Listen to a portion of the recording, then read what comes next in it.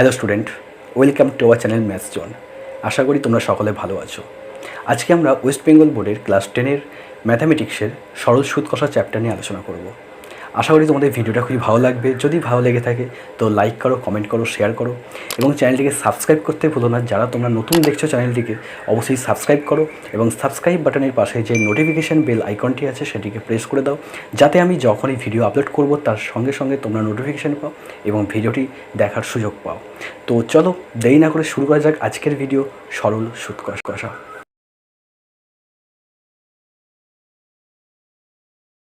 Hello student, আজকে আমরা West Bengal বোর্ডের ক্লাস 10-এর পাটিগণিতের একটি চ্যাপ্টার সরল সুদ কষা সম্পর্কে আলোচনা করব।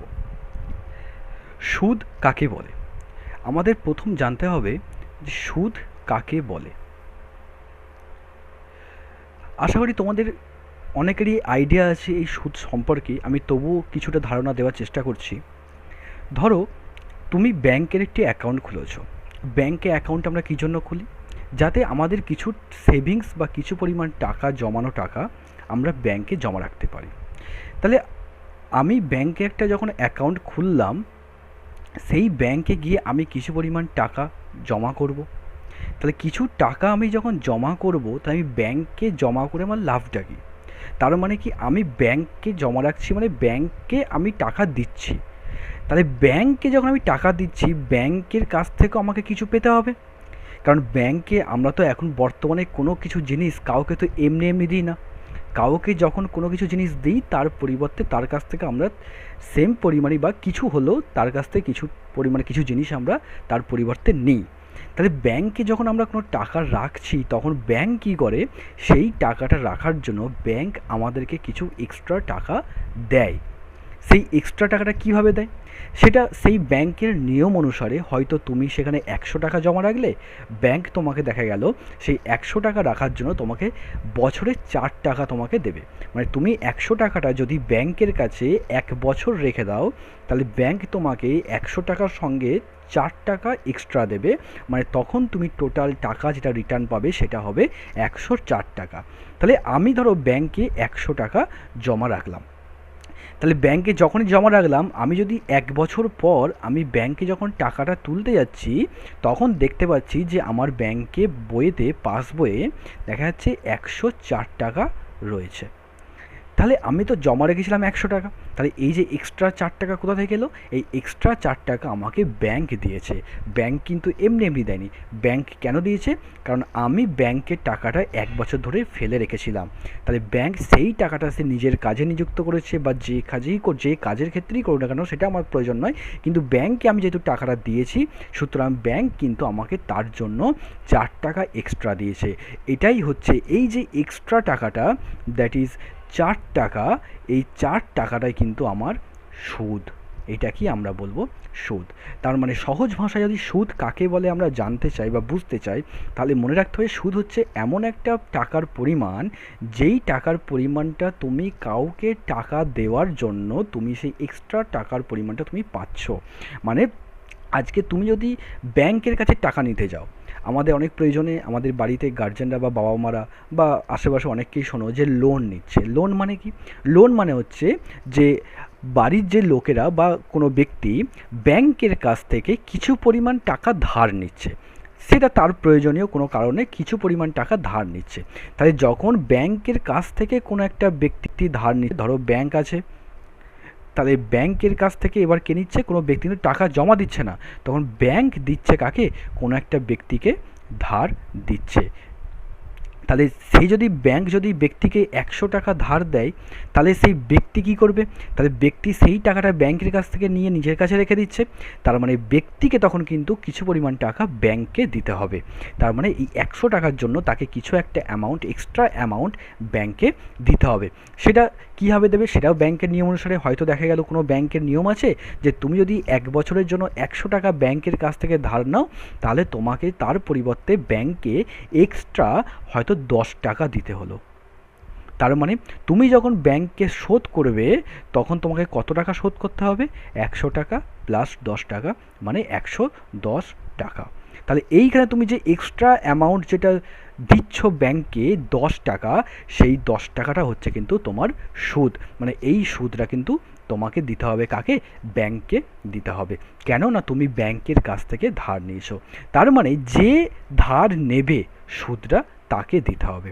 আমি যখন ব্যাংককে টাকা দিচ্ছি, তার মানে ব্যাংক আমার কাছ থেকে ধার নিচ্ছে। ব্যাংক যখন আমাকে দিচ্ছে টাকা, তার মানে কি আমি ব্যাংকের কাছ থেকে ধার নিচ্ছি, তাই তখন টাকাটা আমাকে দিতে হবে। ব্যাংক যখন দেবে তখন ব্যাংকে যখন আমি দেবো তখন ব্যাংক আমাকে সুদ দেবে। তাহলে আশা করি তোমাদের সুদ জিনিসটা বুঝতে আশা করি কোনো সমস্যা হবে না। তাহলে এবার সুদ রিলেটেড কিছু আমরা টার্ম সম্পর্কে জানবো। কীরকম? ধরো ব্যাংকে তুমি বই খুলেছো, অ্যাকাউন্ট খুলেছো। তাহলে ব্যাংকে যখন তুমি অ্যাকাউন্ট খুললে, হয়তো দেখা গেল তুমি বইটা অ্যাকাউন্ট খোলার পর তুমি সেখানে 1000 টাকা জমা রাখলে। তাহলে 1000 টাকা দিয়ে জমা রাখলে, তার মানে কত টাকা জমা রাখলাম? 1000 টাকা। এই যত টাকা আমি জমা রাখছি, এই টাকাটাকে আমরা বলবো মূলধন। তাহলে মূলধন কাকে বলবো? যে পরিমাণ টাকাটা আমি ব্যাংকে জমা রাখছি, বা যে পরিমাণ টাকাটা আমি কারো কাছ থেকে ধার নিচ্ছি বা ব্যাংকের কাছ থেকে ধার নিচ্ছি, সেই পরিমাণটাই হচ্ছে আমার মূলধন বা ক্যাপিটাল। এবার তুমি হয়তো টাকাটা ব্যাংকে রাখলে, সেটা তুমি চিন্তা করলে যে আমি ব্যাংকে টাকাটা রাখবো, 2 বছরের জন্য টাকাটা রাখবো। তাহলে এই ব্যাংক কতদিন টাকাটাকে রেখে দেবে? 2 বছর রেখে দেবে ব্যাংক।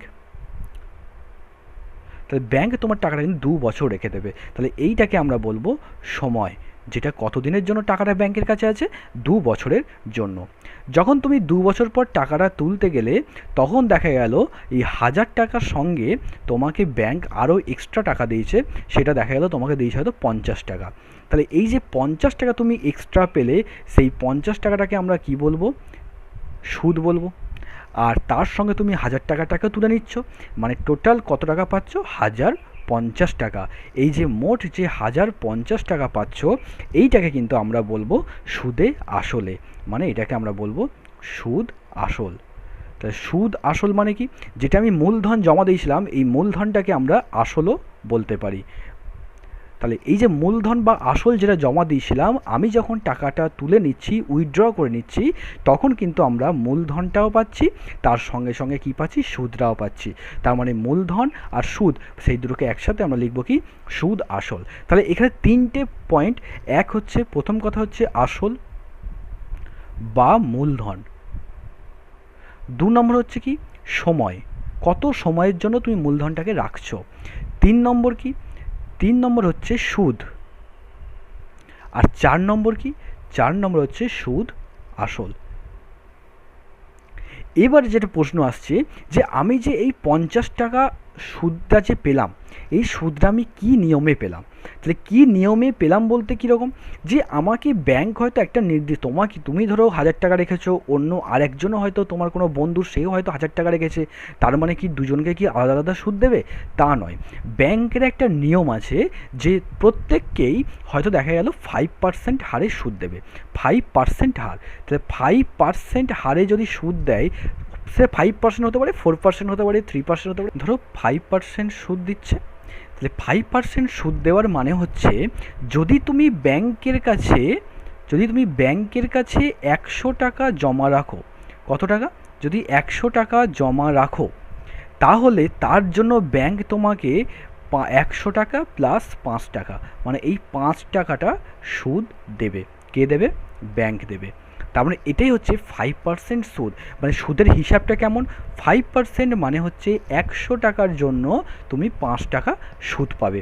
তাহলে সেই হিসাবে তুমি যদি 200 টাকা রাখো, তাহলে 200 টাকা রাখলে তুমি কত টাকা সুদ পাবে? 200 টাকা রাখলে তুমি 10 টাকা সুদ পাবে।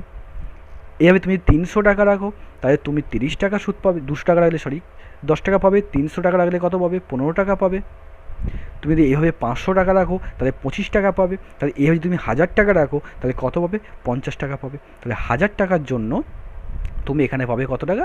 50 টাকা। তাহলে এইভাবে যে ব্যাংক যে সুদের হার বা যেই হারে সুদ দিচ্ছে, সেই অনুযায়ী কিন্তু তুমি কতটা সুদ পাবে সেটা নির্ভর করছে। এবার প্রত্যেকটা ব্যাংকের ক্ষেত্রে হয়তো তোমার সেই সুদের হারটা নির্ভর করে যে কত পরিমাণ সুদ দিচ্ছে। এবার সেই অনুযায়ী আমরা ব্যাংকে টাকা রাখি। এবার তার মানে আমরা ব্যাংকে টাকা কিন্তু এমনি এমনি রাখি না। আমরা ব্যাংকে টাকা রাখার আমাদের যেটা সবথেকে ভালো চিন্তাভাবনা, সেটা হচ্ছে আমরা ব্যাংকে টাকা রাখলে সেটা থেকে আমরা কিছু পরিমাণ সুদ পাবো, যেটার জন্য কিন্তু আমরা ব্যাংকে মেনলি টাকা রাখি।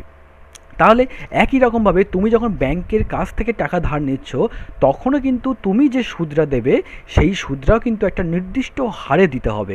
সেটা 10% হোক, সেটা 9% হোক, 5% হোক, যে পার্সেন্টেজই হোক, সেই পার্সেন্টেজে তোমাকে সেই সুদটা শোধ করতে হবে।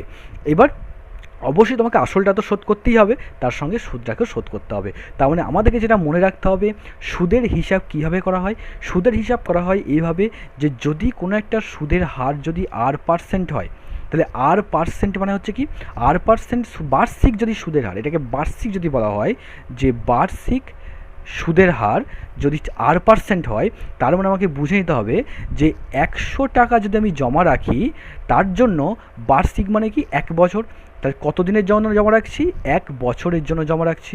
তাহলে 100 টাকা যদি আমি 1 বছরের জন্য জমা রাখি, তাহলে আমি সুদটা পাবো কত টাকা, আর টাকা। তাহলে এইটা হচ্ছে কিন্তু আমাদের মেন ইম্পর্টেন্ট জিনিস। এবার আমি ধরো তোমাকে বলছি যে তুমি ব্যাংকে যে টাকাটা জমা দিয়েছিলে, সেটা ধরো সাপোজ মূলধনটা হচ্ছে পি টাকা, পি টাকাটা হচ্ছে মূলধন। কত দিনের জন্য জমা রেখেছিলে, ধরো সময়টা বলছি টি বছর, টি বছরটা হচ্ছে সময়। আর সুদের হার কত, যেটা আমাদের সবথেকে বেশি ইম্পর্টেন্ট, কারণ সুদের হার না জানলে আমরা কিন্তু সুদ বের করতে পারবো না। তা সুদের হারটাকে আমরা বলছি ধরো R%। তাহলে এইটা হচ্ছে সুদের হার হচ্ছে R%। এবার যদি তোমাকে বলা হয় যে তাহলে তুমি বের করো যে এই পি টাকার জন্য তোমাকে কত পরিমাণ মোট সুদ দিতে হবে, তাহলে আমরা একটা জিনিস খেয়াল করে দেখো, আমরা তো ঐকিক নিয়মে সলভ করতে পারি। কেমনভাবে, যেমন এখানে তোমার দেওয়া আছে R% সুদের হার। তাহলে R% সুদের হার মানে আমি কি বলেছি, যে যদি 100 টাকা তুমি জমা রাখো, তাহলে 100 টাকায় 1 বছরের জন্য সুদ হবে কত টাকা, 8 টাকা। তাহলে 100 টাকা যদি আমি 1 বছরের জন্য জমা রাখি ব্যাংকের কাছে, তাহলে আমাকে সুদ দেবে কত টাকা, 8 টাকা। এবার আমি যদি 100 টাকা না রেখে যদি আমি 1 টাকা রাখি, তাহলে 1 টাকায় 1 বছরের জন্য, দেখো সময়টা আমার একই আছে, তাই 1 বছরের জন্য সুদ হবে কম না বেশি, অবশ্যই কম হবে, কারণ 100 টাকায় যেটা সুদ হবে 1 টাকাতে সুদ অনেক কম হবে, তার মানে R/100 এত টাকা। এবার আমার যেহেতু মূলধনটা কত ছিল, পি ছিল, তাহলে আমি এখানে করি যে পি টাকায়, তাহলে পি টাকাটা মানে কি, সে 1 থেকে বেশি ধরে নিলাম, তা যদি 1 থেকে বেশি হয় তাহলে এদিকে সুদটাও বেশি হবে। তার মানে পি টাকায় 1 বছরের জন্য সুদ হবে কত টাকা, পি ইন্টু R/100 টাকা। এটা হচ্ছে আমার কত দিনের, কত টাকার জন্য, পি টাকার জন্য। এবার এখানে আমার কি পি টাকাটার জন্য সুদ দরকার কত, 1 বছরের জন্য তো নয়, কত বছরের জন্য, টি বছরের জন্য। তাহলে আমরা বের করি যে পি টাকায় 1 বছরের জন্য সুদ হবে কত টাকায়, টি বছরের জন্য, টি বছরের জন্য সুদ হবে কত টাকায়, পি ইন্টু আর, যেহেতু 1 বছরের জন্য সুদ হয়েছিল এই টাকাটা, তাহলে টি বছরের জন্য সুদটা আরও বেশি হবে, তার মানে P into R into T by 100 টাকা। তাহলে দেখো খেয়াল করে আমি বলেছিলাম পি টাকার জন্য টি বছরের সুদ কত হবে সেটাকে বের করতে। তাহলে আমরা দেখো বের করে ফেললাম যে পি টাকায় টি বছরের জন্য সুদ হচ্ছে কত টাকা, P into R into T by 100 টাকা। তার মানে এখানে সুদের পরিমাণটা কত হচ্ছে, সুদের পরিমাণটা হচ্ছে P into R into T by 100 টাকা। এটাই হচ্ছে আমাদের সুদ বের করার একটা ফর্মুলা, যেখানে যেই ফর্মুলাটাই খেয়াল করে দেখো, পিটাকে আমরা কি বলেছি, পিটাকে আমরা বলেছি মূলধন, আরটাকে আমরা কি বলেছি, আরটাকে বলেছি আমরা সুদের হার, আর টিটাকে কি বলেছি, টিটাকে বলেছি সময়। তাহলে আমরা যদি মূলধন, সুদের হার এবং সময় এই 3টে জিনিস জেনে থাকি, তাহলে কিন্তু আমরা সহজেই সুদের পরিমাণটাকে বের করে ফেলতে পারবো। আবার অনেক সময় সুদের পরিমাণটা যদি ধরো আমি আয় ধরি, তাহলে সুদটা যদি আয় হয়, তাহলে আমি এখানে 3টে জিনিস পাচ্ছি, একটা হচ্ছে আই, সেকেন্ড হচ্ছে পি, থার্ড হচ্ছে আর, ফোর্থ হচ্ছে টি। তাহলে এই 4টে জিনিসের মধ্যে যদি আমি যে কোনো 3টের ভ্যালু জানি, হতে পারে আই, পি আর আর এর, টি এর ভ্যালু ফাইন্ড করতে বলেছে, বা হতে পারে পি এর ভ্যালু, আর এর ভ্যালু আর টি এর ভ্যালু দেওয়া আছে, তোমাকে আইটাকে ফাইন্ড করতে বলেছে। যাই হোক, এই চারটের মধ্যে যদি যে কোনো তিনটের ভ্যালু তোমার দেওয়া আছে আর অন্যটা বের করতে বলেছে, সেক্ষেত্রে আমরা কি করব, এই ফর্মুলাটাকে ইউজ করলেই বের করে ফেলতে পারবো। আমরা সেটাকে একটা সমীকরণ তৈরি করে ফেলবো, কারণ সমীকরণটা আমার জানাই আছে I equals to P R T by 100। এটাকে তোমরা মুখস্থ রাখবে যে I equals to P R T by 100।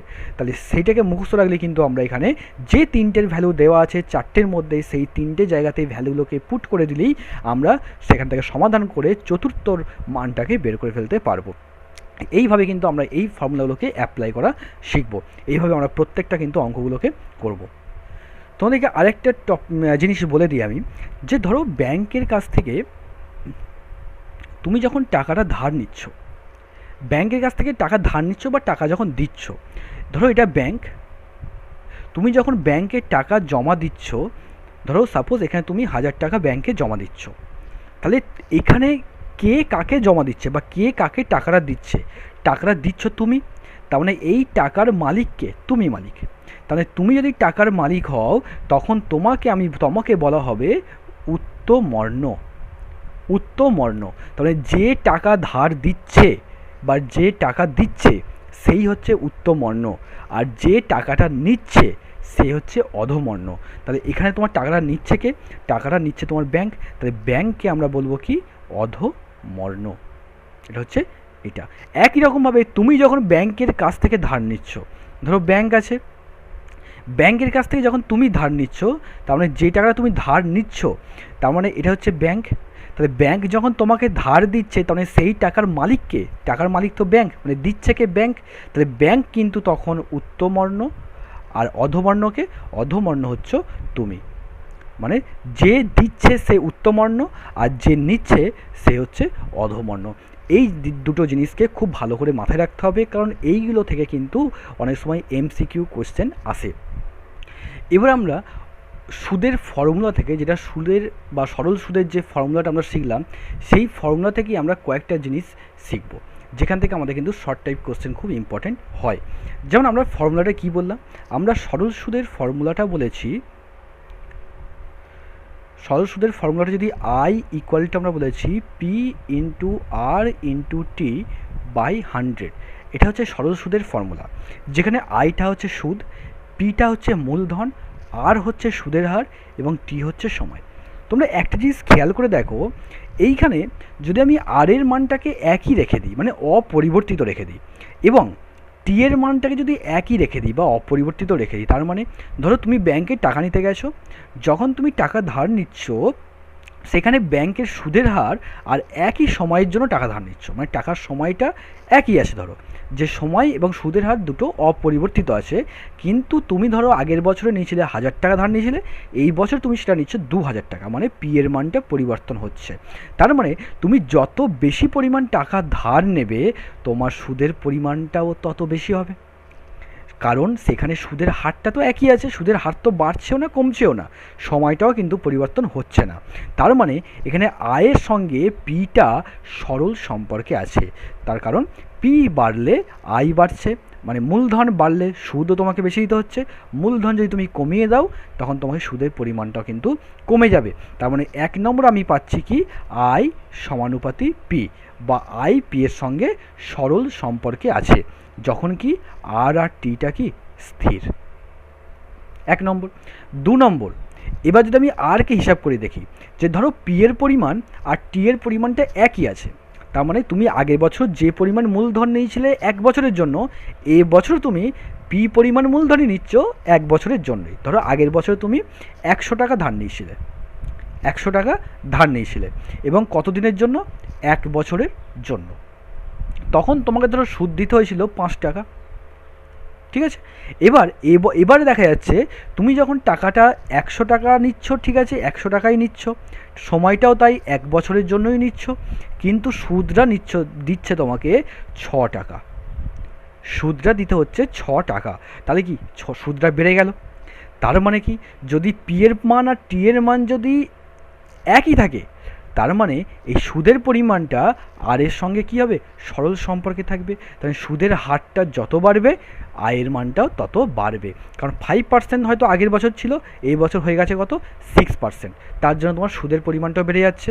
তাহলে মনে রাখতে হবে যে আয় সমানুপাতিক আর হবে কখন, যখন পি আর টিটা স্থির থাকবে।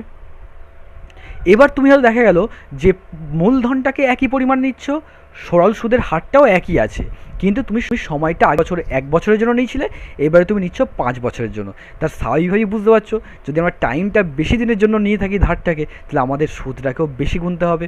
তার মানে আমার এখানে যে সুদরা হবে সেই সুদরা কিন্তু আমার তখন বেড়ে যাবে। তার মানে এখানে যদি পি আর আর যদি স্থির থাকে, তখন আয়ের সঙ্গে টিটাও কিন্তু আমার সরল সম্পর্কে থাকবে যখন পি আর আরটা স্থির থাকবে।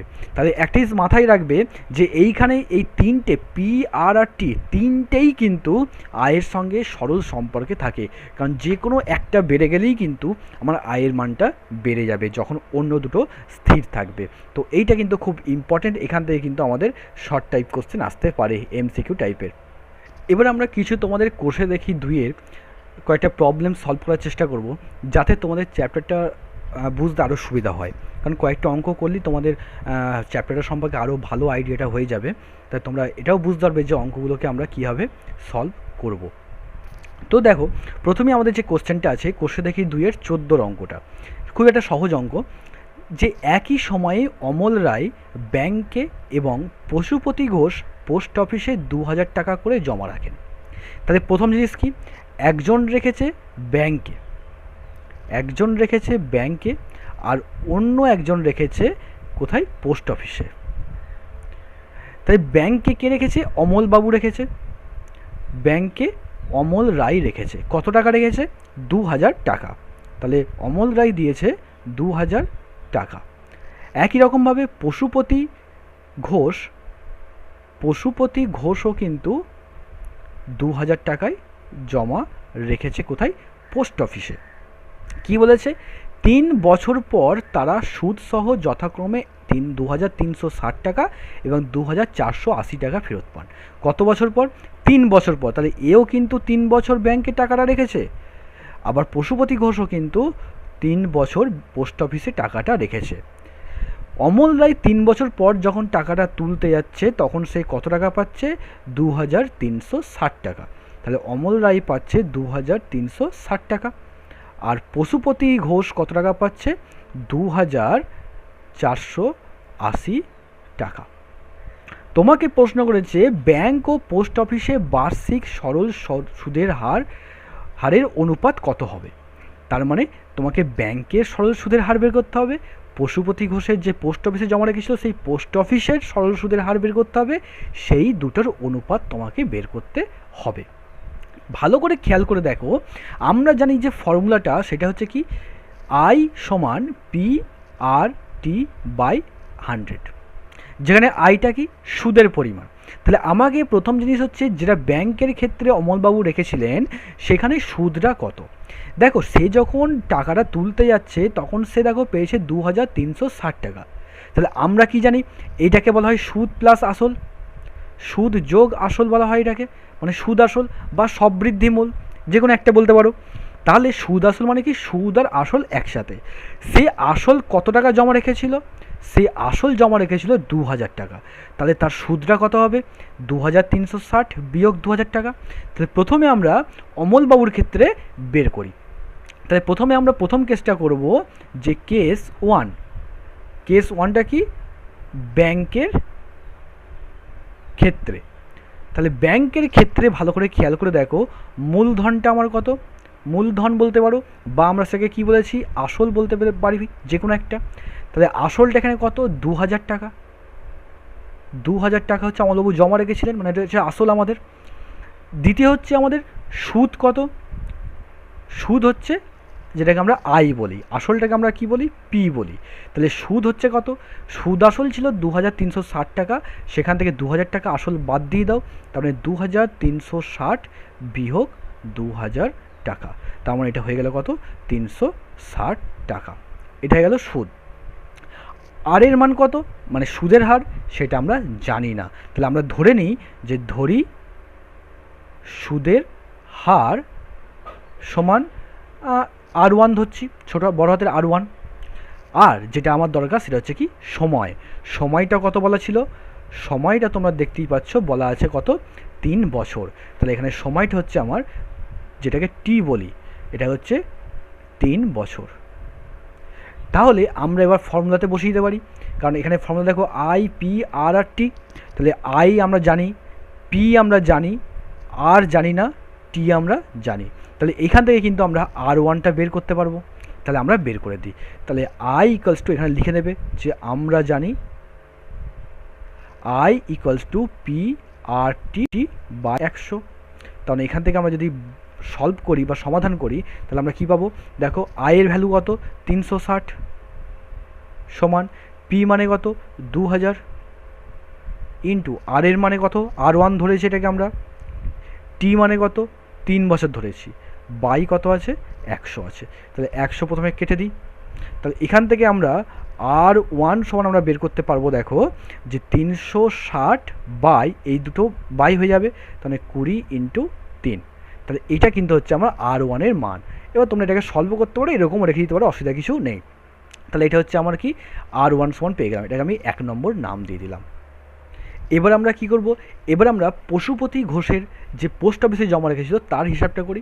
তার মানে কেস 2, যেটা কিসের ক্ষেত্রে, পোস্ট অফিস। তাহলে পোস্ট অফিসের ক্ষেত্রে একই রকম, ওখানে খেয়াল করে দেখো একটু, ওখানে দেখো আমার দেওয়া ছিল যে পোস্ট অফিসে আমার টাকা জমা করেছিল কত টাকা, 2000 টাকা। তার মানে এখানেও কিন্তু আসলটা কত, 2000 টাকায়। তাহলে এখানেও কিন্তু আমার আসল হচ্ছে কত, পি সমান 2000 টাকা। সুদের পরিমাণটা কত, সুদ হচ্ছে আই সমান একই রকমভাবে এখানে আমার সুদ আসল দেওয়া ছিল কত, 2480 টাকা, আর আসল কত, 2000 টাকা। তাহলে এটা থেকে এটাকে বিয়োগ করে দিলেই কিন্তু আমরা আর সুদটাকে পেয়ে যাব। তাহলে সুদটা হয়ে যাবে 2480 বিয়োগ 2000, এত টাকা।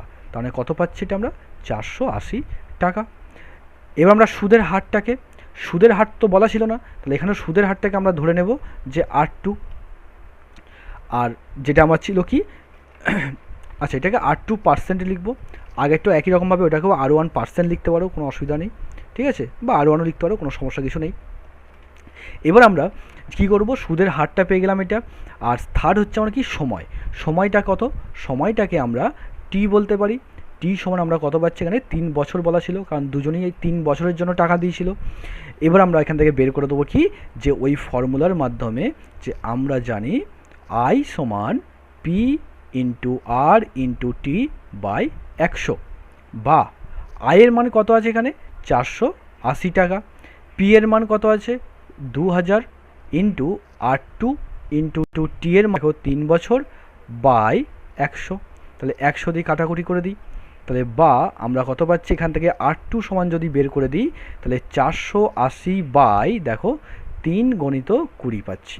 তাহলে এটাকে আমরা 2 নম্বর নাম দিয়ে দিলাম। তাহলে 1 নম্বরে আমরা কি পেয়েছিলাম, 1 নম্বরে ভালো করে খেয়াল করে দেখো, R1 সমান আমরা পেয়েছিলাম কি, যে 360 বাই 20 ইন্টু 3। একই রকম আমরা 2 নম্বর যেটা পেলাম সেটা কি পেলাম, R2 সমান 480 বাই 3 ইন্টু 20। আমাকে বের করতে বলেছে কি, এই দুটো অনুপাত বের করতে বলেছে। তাহলে এই দুটোর অনুপাত বের করতে বলা মানে আমরা কি পাচ্ছি, R1:R2। তাহলে R1:R2 আমরা দেখো পেয়ে যাচ্ছি। R1 সমান কত পেয়েছিলাম, R1 সমান আমরা পেয়েছিলাম 360 বাই 20 ইন্টু 3। তাহলে আমরা এখান থেকে বলতে পারি 360 বাই 20 ইন্টু 3, R1 এর জায়গায় বসিয়ে দিলাম, ইস টু R2 জায়গায় কত বসাচ্ছি, 480 বাই 3 গণিত 20, এটা বসালাম। এবার আমরা যদি কাটাকুটি করি তাহলে দেখো কি পাবো, বাই যদি করা হয় তাহলে 360 by 20 into 3 into 3 into 20 by 480, কারণ অনুপাতে কী হয়, ভাগ হয়ে উল্টে যায়। তাহলে 3 3 কেটে যাচ্ছে, 20 20 কেটে যাচ্ছে, তাহলে হচ্ছে কত, 360:480। এইখানটায় আমি কেন 360:480-তে রাখলাম, কাটাকুটি একবারে করলাম না, কারণ এখানে একটা ছোট্ট তোমাদের নোটস দেওয়ার জন্য আমি এটাকে রাখলাম। কি নোটসটা, একটা জিনিস খেয়াল করে দেখো, এখানে যেটা R1 এর জায়গায় কত এসছে, 360, 360টা আমার এখানে ভালো করে একটু খেয়াল করে দেখো যে কেস ওয়ানে মানে যখন তোমার ব্যাংকে রাখা হয়েছিল সেইখানে সুদটাই বেরিয়েছিল 360 টাকা, যেটার আর1টা যেখানে সুদের হার ছিল। একই রকমভাবে যখন কেস টুতে করেছিলাম সেখানে দেখো সুদের হারটা বেরিয়েছিল, সুদের পরিমাণটা 480 টাকা, যেটা আমার এখানে আর2 জায়গাতে 480 এসেছে। তার মানে কি, আমরা যে এত কষ্ট করে অঙ্কটাকে করলাম, যদি এটা 4 মার্কস বা 5 মার্কস থাকে তাহলে ঠিক আছে, কিন্তু অনেক সময় এরকম ধরনের কোশ্চেন তোমাদের শর্ট কোশ্চেন বা এমসিকিউ হিসেবে দিয়ে দেয়, যেখানে মাথায় রাখবে টাইমটা বা সময়টা একই সময়ের জন্য আছে এবং পি এর মানটা বা আসলের মানটা কিন্তু একই আছে। তাহলে সেখানে শুধুমাত্র পরিবর্তন হচ্ছে কোনটা, সুদের পরিমাণটা। তাহলে সেইখানে যে শুধু সুদের পরিমাণটা পরিবর্তন হচ্ছে, তাহলে সেই পরিবর্তনের যে অনুপাতটা বা সেই সুদের যে অনুপাতটা সেটাই তোমার সুদের হারের অনুপাত হবে। তার মানে সোজা কথায় আমরা এখানে R1:R2 সমান বলতে পারতাম যে I1:I2, মানে প্রথম ব্যাংকের ক্ষেত্রে যে সুদের পরিমাণটা ইজ টু পোস্ট অফিসের ক্ষেত্রে যে সুদের পরিমাণটা। তাহলে কিন্তু আমাদের এত বড় অঙ্কটা তখন কিন্তু সলভ করার প্রয়োজন নেই যদি এমসিকিউ থাকে বা শর্ট টাইপ কোশ্চেন থাকে, সেই ক্ষেত্রে তোমরা ওরকম ডাইরেক্ট করে দিতে পারবে, ঠিক আছে। কিন্তু যদি 4 বা 5 মার্কসের থাকে তখন তোমাকে সলভ করে দেখাতে হবে। তাহলে এবার আমরা এটাকে সলভ করে দিলে কত হচ্ছে, 36:48, তার মানে হয়ে যাচ্ছে এটা 12 দিয়ে কাটলে 12 3 * 36, 12 4 * 48, তার মানে অ্যান্সার আমরা পেয়ে গেলাম কত, 3:4। সো এটা হচ্ছে আমাদের এই প্রবলেমের অ্যান্সার। চলে যাই আমরা একটা নেক্সট প্রবলেমে। নেক্সট যে প্রবলেমটা সেটা হচ্ছে তোমাদের কোশ্চেন দেখি 2-এরই 18 অঙ্কটা, যেটা খুব একটা ইম্পর্টেন্ট অঙ্ক, খুবই ইম্পর্টেন্ট অঙ্ক, যেটা একটা লং কোশ্চেন হিসেবে আসে। কোশ্চেনটা কী বলেছে, কোনো ব্যাংক বার্ষিক 5% হারে সরল সুদ দেয়। তাহলে এখানে ব্যাংকের যে সরল সুদের হারটা সেটা বলে দিয়েছে কত, 5%। তাহলে সুদের হারটা আমরা একে একে লিখে নিই। তাহলে এখানে সুদের হার বলা আছে, যেটাকে আর বলছি, আর সমান বলা আছে 5%। তারপরে কী বলেছে, ওই ব্যাংকে দীপুবাবু বছরের প্রথমে 15,000 টাকা জমা করেন। ভালো করে খেয়াল করে দেখো, বছরটা স্টার্ট হচ্ছে এখান থেকে, তাহলে এটা বছরের শুরু, এটা ধরো বছরের শুরুতে, বছরের শুরুতে সে কত টাকা জমা দিয়েছে, বছরের শুরুতে সে জমা দিয়েছে কত, 15,000 টাকা, 15,000 টাকা সে জমা করেছে। এটা ধরো 1 মাস, 2 মাস, 3 মাস, 4 মাস, 5 মাস, 6 মাস, 7 মাস, 8, 9, 10, 11, 12। তাহলে এইখানে এসে কিন্তু বছরটা শেষ হয়ে যাচ্ছে। তাহলে এখানে এসে বছর শেষ হয়ে যাচ্ছে কত বছরে, কত মাসে, 12 মাসে শেষ হয়ে যাচ্ছে। কি বলেছে, প্রথমে 15,000 টাকা জমা দেওয়ার 3 মাস পর, তার মানে এটা হচ্ছে এখান থেকে 1 মাস, 2 মাস, 3 মাস। তাহলে এই 3 মাসে সে 3 মাসের জায়গায় এসে কত টাকা তুলে নিচ্ছে, -3,000 টাকা, মানে 3,000 টাকা সে উইথড্র করে নিচ্ছে। তাহলে ভালো করে খেয়াল করে দেখো, এই যে 15,000 টাকা জমা ছিল সেই টাকাটা কিন্তু প্রথম 3 মাস কিন্তু ব্যাংকের কাছে ছিল। তাহলে ওই 3 মাসের জন্য তো ব্যাংক তোমাকে সুদ দেবে, তাহলে এই 3 মাসের জন্য কিন্তু আমি এই 15,000 টাকার জন্য একটা সুদ পাবো। সেটা কত, সেটা আমাকে বের করতে হবে।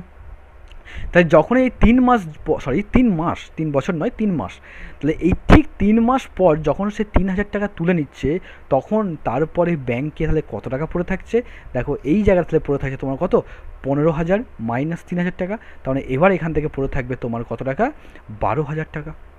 তাহলে এই 12,000 টাকাটা তোমার এখন ব্যাংকে পড়ে আছে। তারপরে কি বলেছে দেখো, টাকা তুলে নেওয়ার 3 মাস পর, তা টাকা তুলেছে এই জায়গাতে, তাহলে এখান থেকে আবার 3 মাস পর, মানে 1, 2, 3, তাহলে এই জায়গাতে এসে আবার কি করছে, আবার তিনি 8,000 টাকা জমা দিলেন। তাহলে এখানে এসে তিনি আবার কি করেছে, 8,000 টাকা জমা করেছে। তার মানে এইখান থেকে এই পর্যন্ত যে সুদটা, সেই সুদটা এই 3 মাসে কত টাকা সুদ কেটেছে, ব্যাংকে আছে কত টাকা, 12,000 টাকাটা। তাহলে ব্যাংকের কাছে এই 12,000 টাকায় এই 3 মাসে আমার সুদটাকে বের করতে হবে। তাহলে এইখানে আমরা একটা সুদ পাবো, যেখানে মূলধনটা হচ্ছে কত, 12,000 টাকা, তাহলে সেই একটা সুদ পাবো। এরপরে কি করেছে, ঠিক তার 3 মাস পর, মানে এই জায়গাতে এসে সে আবার 8,000 টাকা জমা করেছে। তার মানে এখানে এসে তার এখন টাকার পরিমাণটা কত হয়ে গেছে, 12,000 ব্যাংকে ছিল, এখন আবার 8,000 জমা করেছে, তার মানে 20,000 টাকা। তাহলে এই যে 20,000 টাকা তার হলো এতদিনে, সেটা বলেছে আর কিন্তু টাকা সেখান থেকে তোলে নি। ওই বছরের শেষে দীপুবাবু সুদে আসলে কত টাকা পাবেন তার নির্ণয় করতে হবে। তাহলে এবার বছরের শেষ, তার মানে কি এই টাকাটা এখান থেকে বছরের বাকি সময় পর্যন্ত, মানে বছরের শেষ পর্যন্ত কিন্তু এই টাকাটা ব্যাংকের কাছে আছে। তাহলে কতদিন? বাকি 6 মাস, কারণ 6 মাস এদিকে হয়ে গেছে আর বাকি 6 মাস পড়ে আছে। এই 6 মাসটা তোমার ব্যাংকের কাছে আছে কত টাকা? 20,000 টাকা। তাহলে এইখানে আমরা 20,000 টাকার ওপর আবার একটা সুদ বের করব। তার মানে আমাদের কি সুদটা 3টে স্টেপে বের করতে হবে, কেস 1, কেস 2 আর কেস 3। তাহলে কেস 1টা আমরা কী করে করব একটু খেয়াল করে দেখো। কেস 1 যেটা আমরা করব সেটা হচ্ছে কি প্রথম 3 মাসে। তাহলে প্রথম 3 মাসের ক্ষেত্রে আমাদের যেটা আসল ছিল সেটা কত টাকা ছিল? দেখো আসলটা ছিল আমাদের 15,000 টাকা প্রথমে ছিল। সুদের হার কিন্তু পরিবর্তন হয়নি, সুদের হারটা কিন্তু সব জায়গাতেই আমাদের 5%ই আছে। তাহলে সুদের হার যেটাকে আমরা আর বলি সেটা কিন্তু আমার 5%ই আছে। টাইম, যে সময়টা কত? সময়টা এই 15,000 টাকা ব্যাংকের কাছে কতদিন ছিল? ব্যাংকের কাছে ছিল আমার এই 3 মাস। তাহলে এই 3 মাস মানে কি? এই 3 মাসটাকে আমরা বছরে কনভার্ট করে নেব। তাহলে 3/12 বছর, তার মানে এটা হয়ে যাচ্ছে কত? 1/4 বছর। তাহলে দেখো আমি পি এর মান পেয়ে গেছি, আর এর মান পেয়ে গেছি, টি এর মান পেয়ে গেছি। তাহলে এবার আমরা কিন্তু সুদের পরিমাণটা বের করতে পারবো। তাহলে সুদের পরিমাণ কত হবে? তাহলে সুদ সমান হয়ে যাচ্ছে কত? P into R into T by 100। তার মানে এখানে বসিয়ে দিলে আমরা পাবো কি? পি এর মানটা হচ্ছে 15,000 ইন্টু আর এর মানটা কত? 5, টি এর মানটা 1/4 বাই 100। 100 দিয়ে প্রথমে কাটাকুটি করে দিই, আর 2 দিয়ে কাটলে 2 2 4, 2 7 14, 2 5 10। তাহলে হয়ে যাচ্ছে কত? 5 5 25, 5 7 25 37 বাই 2। তার মানে 2 1 2, 8 16, 2 4, 2 5 10। তার মানে 182 টাকা, 182 টাকা 50 পয়সা। তাহলে এটা কিন্তু আমাদের কি হচ্ছে? এটা কিন্তু আমাদের কেস 1-এর সুদের পরিমাণটা। এবার আমরা করব কি? কেস 2-এ সুদের পরিমাণটাকে বের করব। তাহলে এবার কেস 2-এর সুদের পরিমাণটা কী করে বের করবো? কেস 2-এতে আমরা কী বলেছি? সেখান থেকে 2,000 3,000 টাকা তুলে নিয়েছিল। তাহলে 15,000 থেকে 3,000 চলে গেলে মানে 12,000 টাকা পড়ে আছে এখন। তাহলে এই কেস 2-এতে আমার মূলধন কত বা আসলের পরিমাণটা কত?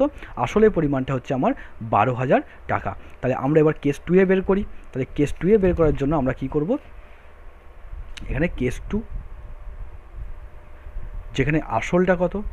আসলটা হচ্ছে তোমার 15,000 বিয়োগ 3,000, এত টাকা। তার মানে সেটা হচ্ছে 12,000 টাকা। এটা হচ্ছে আসল। সুদের হার কত? সুদের হারটা আমার একই আছে, যেটা কত? আর বলি আমরা, আসলটাকে পি বলি। তাহলে সুদের হার আমার সেই 5%ই আছে। টাইমটা কত? সময়টাকে আমরা টি বলি। টি সময়টা দেখো কতদিন ছিল? এই টাকাটা আমার ঠিক খেটেছে কতদিন? আবার 3 মাস খেটেছে। তা 3 মাস মানে সেই একই রকমভাবে কত এখানে? 3/12 বছর। তার মানে 1/4 বছর সময় পেয়ে গেলাম। তাহলে এবার আমরা সুদ বের করে দেবো। তাহলে সুদ সমান কত হবে? সুদ হবে দেখো P into R T by 100, এটা ফর্মুলা। তাহলে এখানে যদি আমরা বসিয়ে দিই কত পাচ্ছি? পি এর ভ্যালুটা হচ্ছে 12,000 ইন্টু আর এর ভ্যালু হচ্ছে 5, আর টি এর ভ্যালু হচ্ছে 1/4 বাই 100। 100 দিয়ে কাটাকুটি করে দিলাম, 4 দিয়ে কাটলে কত পাচ্ছি? 30। তাহলে 30 5 150, এত টাকা। তাই এটা আমরা কেস 2-এর সুদের পরিমাণটা পেলাম। এবার চলে আসি কেস 3-তে। কেস 3-তে খেয়াল করে দেখো, কেস 3 যেটা, সেখানে কিন্তু আবার কী করেছে? 8,000 টাকা জমা রেখেছিল। তার মানে এইখানে এসে আমার 12,000-এর সঙ্গে আরও 8,000 টাকা জমা পড়ে গেল। তাহলে কত হয়ে গেল? 20,000 টাকা। তাহলে সেই 20,000 টাকা কতদিন খাটছে? বাকি 6 মাস খাটছে। তাহলে ব্যাংকের কাছে যে বাকি শেষ যে 6 মাস, সেই 6 মাসের সুদটা বের করি। তার মানে এবার আসছে কি? কেস 3। তাহলে কেস 3-তে আমার আসলটা কত হয়ে যাচ্ছে? আসলটা হয়ে যাচ্ছে, ছিল 12,000, সঙ্গে এলো আরও 8,000, তার মানে এত টাকা মানে 20,000 টাকা। সুদের হার কত? সুদের হারটা দেখো 5% বলা আছে। আর সময়টা কত বলা আছে? সময়টা হচ্ছে বাকি কতদিন? বাকি দেখো 6 মাস। এখান থেকে এটা হচ্ছে বছর শেষ পর্যন্ত মানে 6 মাস হচ্ছে। তাহলে 6 মাস মানে হচ্ছে আমার সেই সময়টা হয়ে যাবে 6/12 বছর। তার মানে 1/2 বছর। এটা গেল সময়। তার মানে আমরা যেটাকে আসলটাকে আমরা বলি কি? পি। সুদের হারটাকে কি বলি? আর বলি। আর সময়টাকে বলি টি। তাহলে এখান থেকে আমরা সুদটাকে বের করতে পারবো। তা সুদ হয়ে যাচ্ছে কত? পি আর টি বাই 100, তার মানে পি এর মান কত? পি এর মান হচ্ছে 20,000, আর এর মান কত? 5, টি এর মান হচ্ছে 1/2, আর নিচে হচ্ছে 100। তাহলে 100 দিয়ে কাটাকুটি করলে হয়ে যাচ্ছে কত? 2 দিয়ে কাটাকুটি করে দাও 100, তার মানে 500 টাকা। তাহলে খেয়াল করে দেখো, আমরা তিনটে কেস, থার্ড কেসে সুদ পেলাম কত? 500 টাকা। সেকেন্ড কেসে সুদ কত পেয়েছি? 150 টাকা। আর যেটা ফার্স্ট কেস করেছিলাম, সেই ফার্স্ট কেসে আমরা সুদ কত পেয়েছি? ফার্স্ট কেসে সুদ পেয়েছি 182 টাকা 50 পয়সা। তাহলে মোট সুদ কত হবে? আমাকে বলেছিল কি, ওই বছরের শেষে দীপুবাবু সুদে আসলে মানে কি? মোট সুদ প্লাস মোট আসল। তাহলে এখনও পর্যন্ত আসল আমার কত টাকা পড়ে আছে শেষে? বছরের শেষে আসল কত টাকা আছে? আসল আছে আমার 20,000 টাকা, আর 20,000 টাকা আসল পড়ে আছে। আর সুদ কত টাকা পড়ে আছে? এই সুদগুলো তোমার অ্যাকাউন্টেই জমা আছে, তোমার ব্যাঙ্ক অ্যাকাউন্টে এই সুদগুলো জমা আছে। তাহলে মোট সুদ হচ্ছে 3টে সুদ যোগ তার সঙ্গে আসলটাকে যোগ করলে আমি সুদ আসল পেয়ে যাব। তাহলে মোট সুদ আসল, তাহলে আমরা বের করব মোট সুদ আসল, বা এটাকে আমরা সববৃদ্ধি মূলও বলা হয়। কি বলা হয়? সববৃদ্ধি মূল। সববৃদ্ধি মূল মানে সুদ আসল। তাহলে এটা পাচ্ছি কত? আসলটা হচ্ছে 20,000, প্লাস প্রথমটা হয়েছিল কত? 182 টাকা 50 পয়সা, তার সঙ্গে সেকেন্ডটা হয়েছে কত? 150 টাকা, আর এটাতে হয়েছে কত? 500 টাকা। তাহলে এত টাকা, এগুলোকে যোগ করে দিলেই আমরা পেয়ে যাব মোট সুদ আসল। তাহলে কত হবে? 0 যোগ করলে হচ্ছে 0.5, আর এটা হচ্ছে 0.2, 0.5 আর 8 13, এক আমাদের 6, আর 7, আর 8, 20। তো 20,832 টাকা 50 পয়সা, এটা হচ্ছে আমার মোট সুদ আসল। তো এটাই কিন্তু আমাদের অ্যান্সার। আশা করি তোমাদের চ্যাপ্টারটা সম্পর্কে প্রবলেম থাকার কথা নয়। যদিও তোমাদের চ্যাপ্টারটায় কোনো প্রবলেম থেকে থাকে, তোমরা আমাকে ডেসক্রিপশন বক্সে দেওয়া হোয়াটসঅ্যাপ নাম্বারে কন্ট্যাক্ট করতে পারো, অথবা কমেন্ট সেকশনে কমেন্ট করতে পারো। আশা করি তোমাদের ভিডিওটা ভালো লাগবে। যদি ভিডিওটি ভালো লেগে থাকে তো লাইক করো, কমেন্ট করো, শেয়ার করো, এবং সাবস্ক্রাইব করতে ভুলো না। এবং সাবস্ক্রাইব বাটনের পাশে যে নোটিফিকেশন বেল আইকনটি আছে সেটিকে প্রেস করে দাও, যাতে আমি ভিডিও আপলোড করার সঙ্গে সঙ্গে তোমরা তার নোটিফিকেশন পাও এবং ভিডিওটির সঙ্গে সঙ্গে দেখার সুযোগ পাও। তো ভালো থেকো, সুস্থ থেকো, এবং ভালো করে পড়াশোনা করো। বাই।